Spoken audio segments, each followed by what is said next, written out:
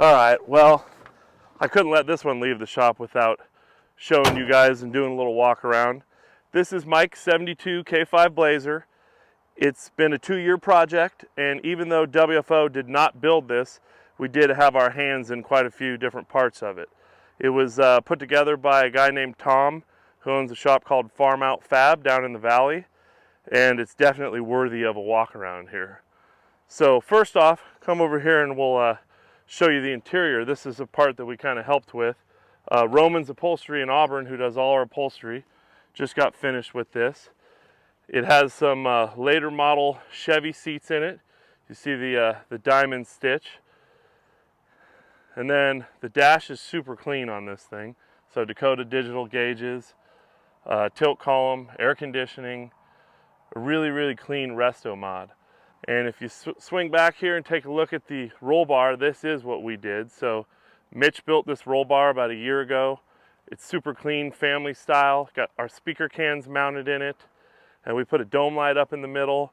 And then to finish it off, we had Roman cover it with some gray canvas umbrella material. Keep the sun off out here in California in the summer. One of the really cool things about this rig is the engine. So, you know, to keep it in the theme of Restomod, obviously it had to have a newer engine, and they chose not to do an LS. This is actually a 2015 LT 6.2 liter from a Chevy truck. This is a direct injected motor, and it just went in there super clean. Factory exhaust, runs nice and cool, runs perfect. The whole thing has a SpearTech wiring harness and engine management system. Has a 6L90 transmission, and you can see the computer wiring, everything's tucked away, super nice. So Tom did a really good job putting the motor in and getting the detail work done under the hood.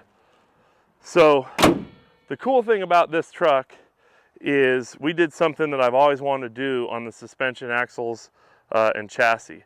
So the suspension is super clean, just leaf springs.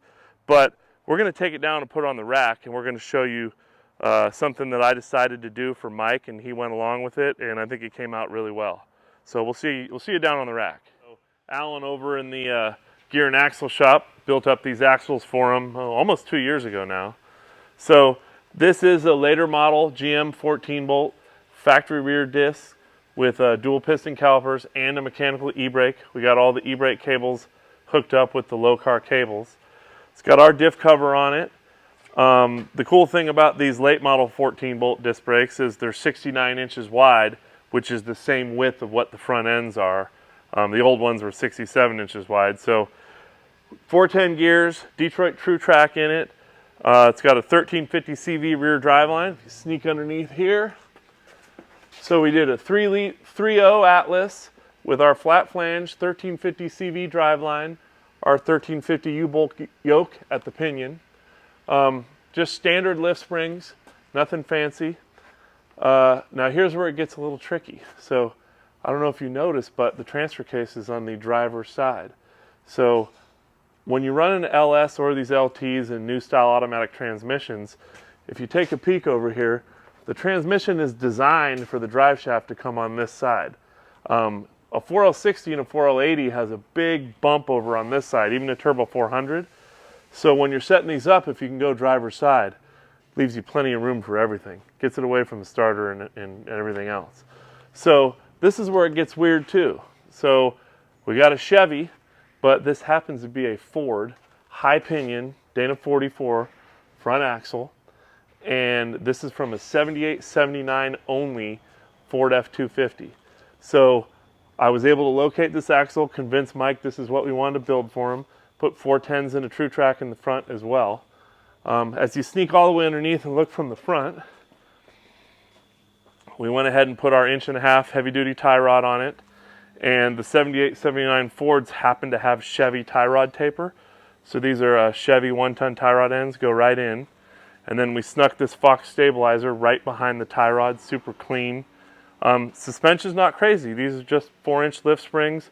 I believe it's a rough country, so keeping it simple. Now take a look right here. The 78-79 Ford also had push-pull steering. So we used the Ray's drag link and the stock style steering, and this forward axle bolts right in. So one of the benefits you get over this as well with the Ford is with high pinion, you're running on the strong side of the gear. So even though it's a Dana 44, you're the strongest you can be. Now the other thing, I don't know if I showed you this already, but the Ford axles have dual piston calipers on them. So the brakes end up being really sweet. Also, the spindle diameter is a little bit bigger. So if you break a U-joint and are out on the trail, the ears spread out, you can easily get the shafts in and out. So when I told Mike, hey, I want to put a Ford axle in your Chevy, he said, you're nuts. But it really made the whole build come together super clean and easy. So if you're thinking about building a square body Blazer, Suburban, truck, and you're doing an LS swap with a newer style automatic transmission, don't rule out that 78, 79 Ford high pinion axle. It works awesome. So anyway, he's on his way to get it, and he's taking it home. See ya.